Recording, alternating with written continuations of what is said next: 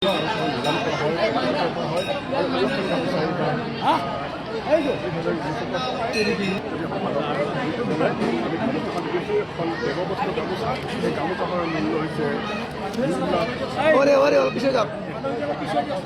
আজি এটা যথেষ্ট আপুনি কোৱাৰ দৰে এটা ঐতিহ্যপূৰ্ণ অনুষ্ঠান আৰু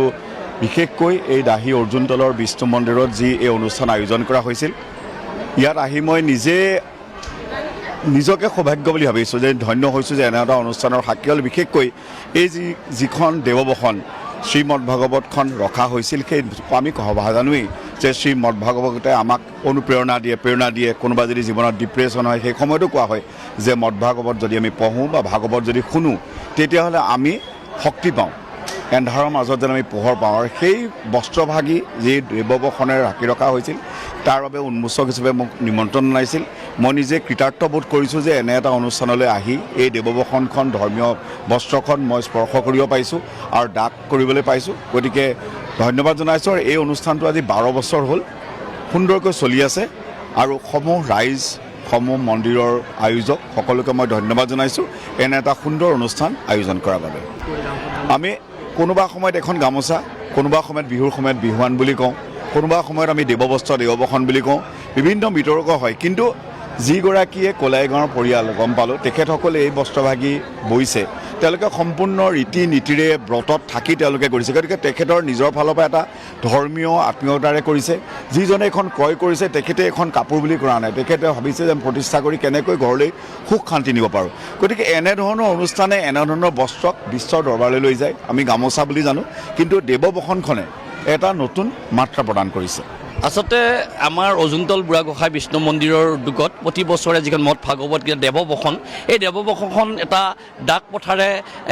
ৰূপায়ণ হৈ আছে। আজি 12 বছৰ ধৰি হৈ আছে। কেতিয়াবাতো এনেকুৱা যোৱা বছৰ বা 20 বছৰ বা 2,65,000লৈকেও ইয়াত ডাক গুচি গৈছে। গতিকে আচলতে দেৱবসন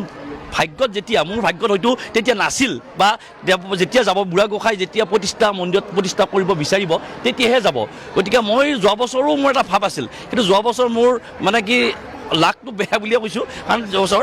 মানে মই সময়ত আহিয়ে নাপালোঁ। গতিকে আচলতে মোৰ সেইবাৰ যাব বিচৰা নাছিল। আৰু গতিকে এইবাৰো মই মানে অলপ আৰম্ভ হোৱাৰ ঠিক পাক মুহূৰ্তত মই উপস্থিত হৈছিলোঁ। আচলতে মই এই অৰ্জুনতল বুঢ়াগোসাঁইৰ প্ৰতি মোৰ এটা অগাধ বিশ্বাস আগতে আছে, আৰু মই বিশ্বাসটো প্ৰমাণ পাইছোঁ। কাৰণ যেতিয়া মই মন্দিৰৰ পৰা আজি জিলা পৰিষদ হৈছোঁ নহয়, জিলা পৰিষদ হোৱাৰ আগতে মই ফল পাইছোঁ। ইয়াত ডাঙৰ মোৰ কাৰণে এটা জীৱনৰ প্ৰাপ্য ফল এটা মই লাভ কৰিছোঁ অৰ্জুনতল বুঢ়াগোসাঁইৰ পৰা। আৰু গতিকে এই ফলটোৰ কাৰণে মই গতিকে ভাবিছিল কেতিয়াবা যে এই দেৱবসন যদিও মোৰ ঘৰত, মোৰ মন্দিৰত প্ৰতিষ্ঠা কৰিব পাৰোঁ, এটা ভাৱ এটা বহুত দিনৰ পৰা আছিল। আৰু যিটো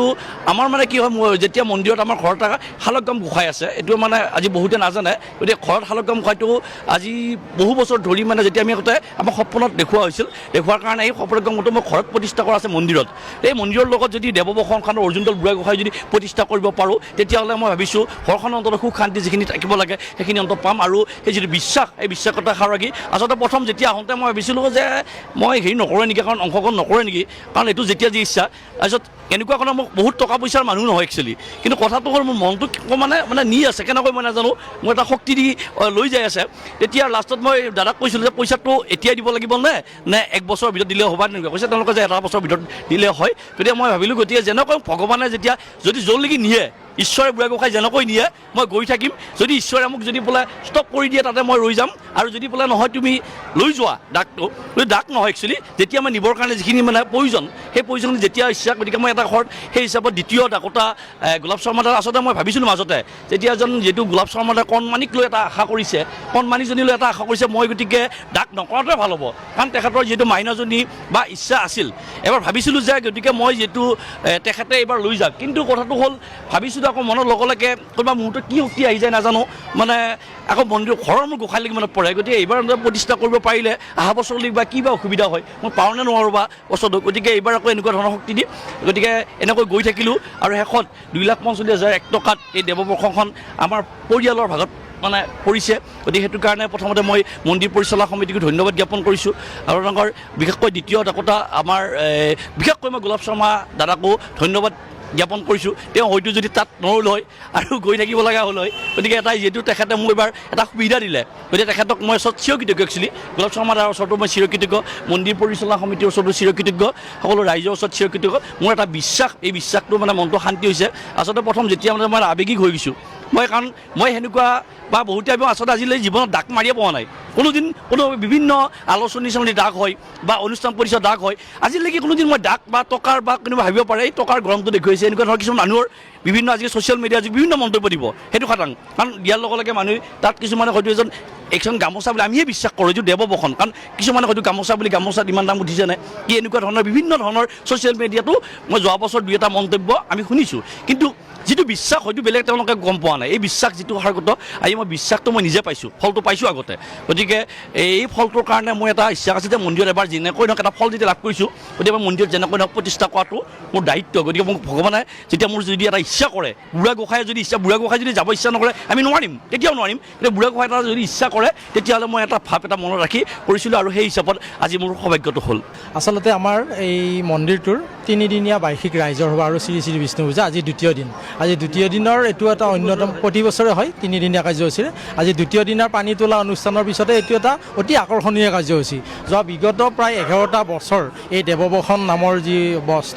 দেৱবসন নামৰ যিখন বস্ত্ৰ এই বস্ত্ৰখন ইয়াতে উন্মোচন কৰা হয় আৰু এখন আচলতে দেখাত সাধাৰণ যেন গামোচা লাগিলেও এইখনত আচলতে ভগৱান বিৰাজমান